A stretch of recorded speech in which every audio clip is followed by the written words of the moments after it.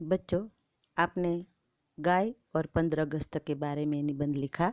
अब तीसरा निबंध है मोर। मोर निबंध लिखने से पहले आपको क्या याद रखना चाहिए?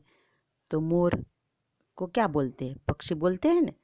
तो वो पक्षी है, किस तरह का पक्षी है, उसका दिखाव कैसा है, कहाँ मिलता है, उस मोर पंख से क्या क्या बनता है और किसको पसंद है, मोर कब नाचने लगता है, वो सब बातें हम याद करके मोर के बारे में लिख सकते हैं। अपने हिसाब से भी लिख सकते हैं, लेकिन मोर सबको अच्छा लगता है, तो मोर के बारे में आज हम निबंध लिखेंगे।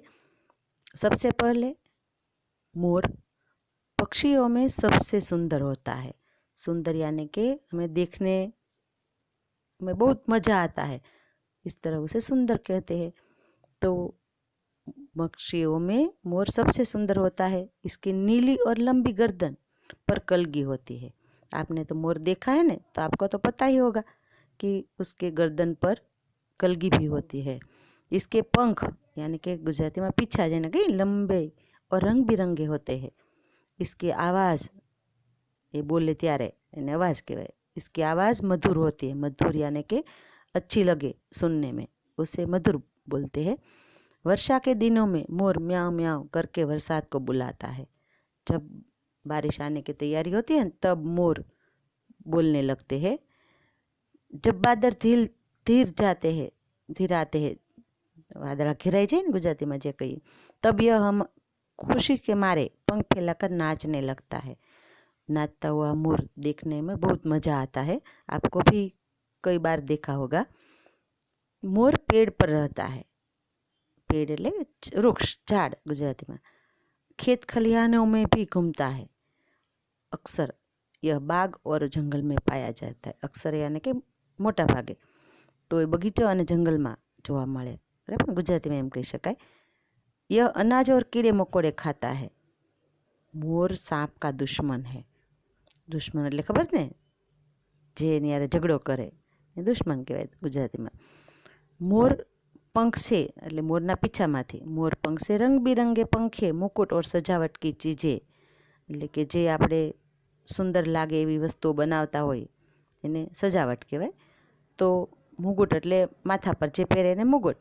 तो ये सब चीज़ें मोर पंख से बनती है। श्री कृष्ण हमेशा मोर पंख से बना हुआ मुकुट पहनते हैं। श्री कृष्ण भगवान को आप देखा है ना, तो उसका मुकुट में मोरपींछ होता ही है। तो आप न पता हो तो आप देख लेने कभी, तो आपको मुकुट में मोर पंख आपको दिखाई देंगे।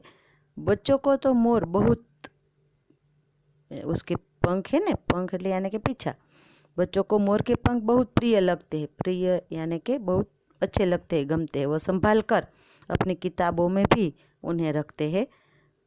मोर को चिड़ियाघर એટલે आपने खबर जैसे गुजराती में જ્યાં प्राणी पक्षीओ राखवामां आवे ने संग्रहालय, ये चिड़ियाघर कहेवाय।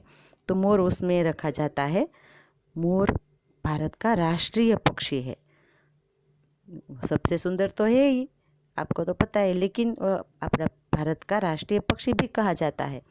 तो इस तरह मोर के बारे में आप अपने हिसाब से भी लिख सकते हैं, और मैं इसकी PDF भेजूंगी, उसमें से देखकर भी अब सुंदर अक्षर में अपनी नोट में लिख लीजिए। यहाँ मोर का निबंध इस तरह लिखना है। आवजो बच्चों।